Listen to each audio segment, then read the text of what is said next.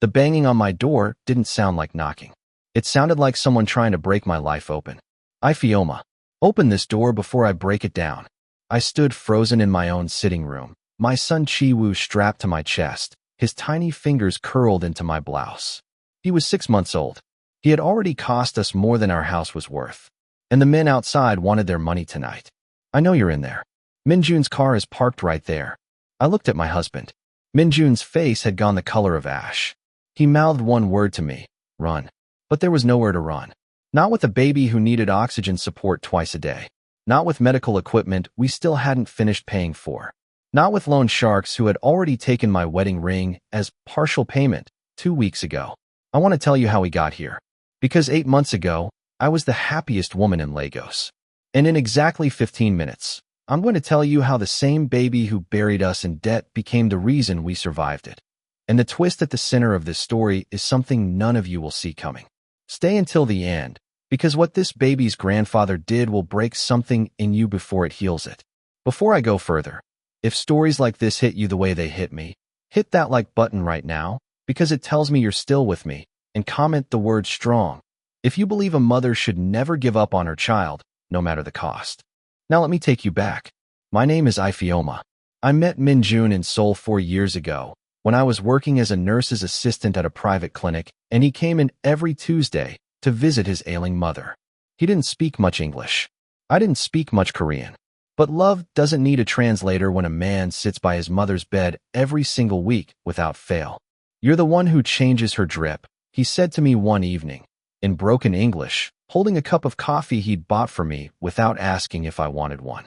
I am, I said. Is it too sweet? No, he said. It's exactly how I like it. I laughed. I didn't know yet that he was talking about more than coffee. We married a year later, in a small ceremony in Lagos, where my family could dance the way they wanted to dance, and then again in Hambyul, his hometown outside Seoul, where his father gave a speech so formal, I had to ask 3 people to translate it for me afterward.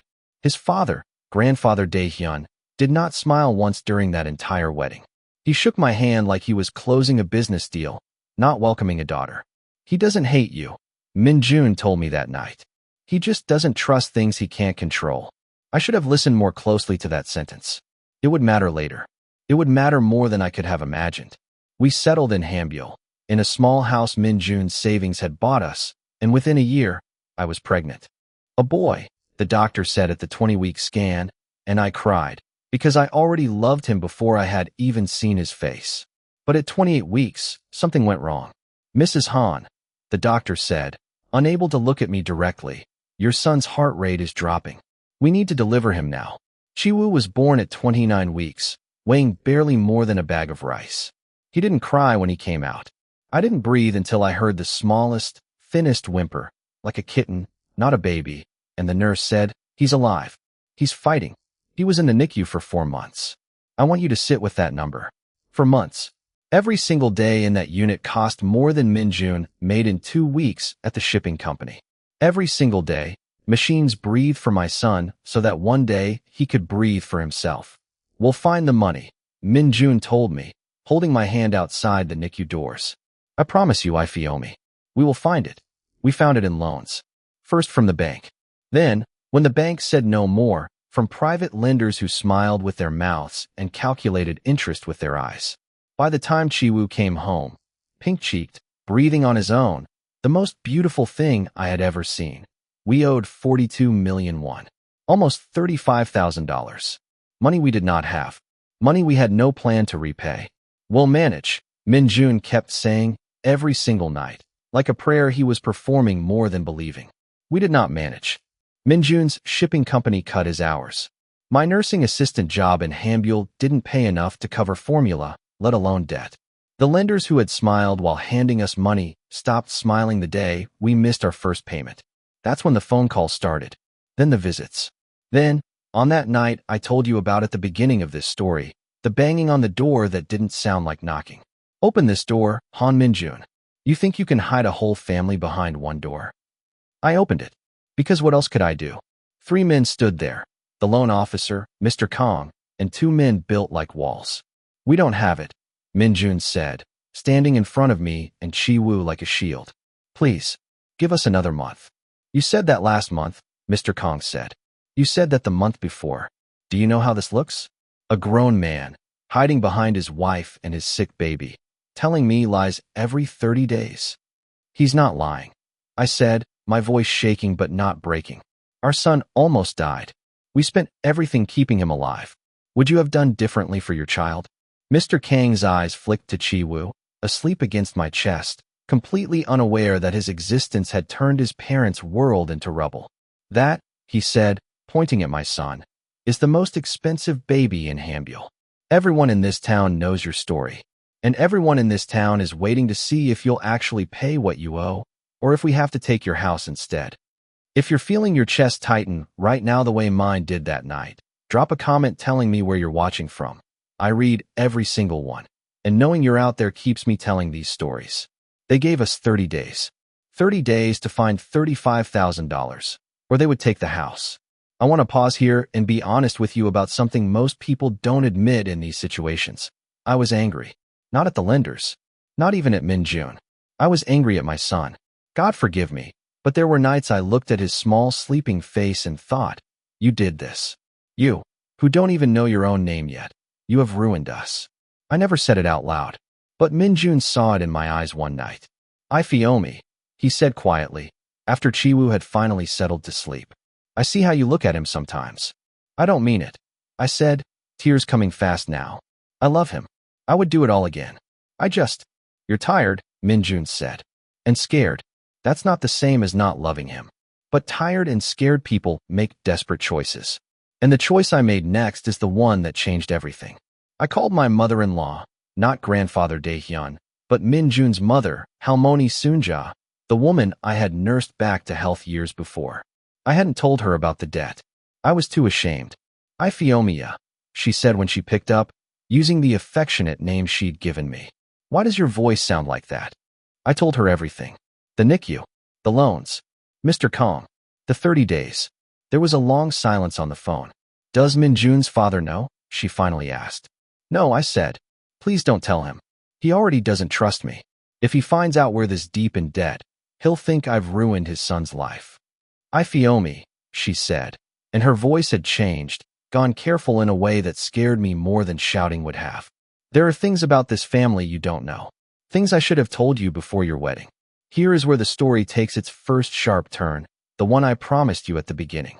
Halmoni Sunja told me that grandfather Daehyun had once had another son, an older brother to Min Jun, named Tae-sung, who had died 15 years earlier, not from illness, but from a business failure that had bankrupted the family and driven Tae-sung to take his own life, unable to face his father's disappointment. Since that day, Halmoni said, Daehyun has tested every person who enters this family. He wants to know, will they run from debt, from shame, from difficulty, or will they stay and fight? Are you telling me, I said slowly, my whole body going cold, that the loans we took, that Mr. Kong? I don't know everything, she said, but I know Daehyun has eyes everywhere in Hambule. Nothing happens in that town without him knowing. I hung up the phone with my hands shaking so hard I nearly dropped Chi-Wu. If a grandfather could orchestrate his own grandson's debt as some kind of test, what kind of family had I actually married into? I needed to know, and I was done being afraid to ask. The next morning, I did something Min Jun begged me not to do. I took Chi-Wu, and I went to grandfather Daehyun's house myself. He opened the door himself, surprised to see me standing there with the baby he had never once asked to hold. I Fioma, he said, using my full name the way he always did, formal, distant. Why are you here? Because I think you already know why, I said, my voice steadier than I felt. I think you know exactly how much we owe, and to who, and why. His face didn't change. That was the moment I knew Halmoni had told me the truth. Come inside, he said. We sat across from each other, Chi-Wu squirming in my lap, and for the first time since I'd met this man, he looked directly at my son. Do you know why I never held him? Daehyun asked. Because you don't trust things you can't control, I said, repeating Min Jun's words from years ago. Isn't that what your other son learned too? That love in this family comes with conditions. His jaw tightened. For a moment I thought he would throw me out. Tae-sung came to me the week before he died. He said instead, his voice low. He told me he had made a mistake with money. He asked me to help him. I told him a man solves his own problems. I told him debt makes cowards of weak men. He stopped. His hands, folded in his lap, were shaking. He never asked me again, Dae-hyun said. He solved it himself. In the worst way a man can solve anything. I felt the anger in me shift into something else. Not forgiveness, not yet, but understanding. So when Min-jun came to you in trouble, I said quietly, you didn't want to repeat your mistake, but you didn't know how to just help him either. So you tested him instead. Through Mr. Kong. Dae-hyun's silence was answer enough. Grandfather, I said, and it was the first time I had ever called him that. Your grandson has been drowning for months.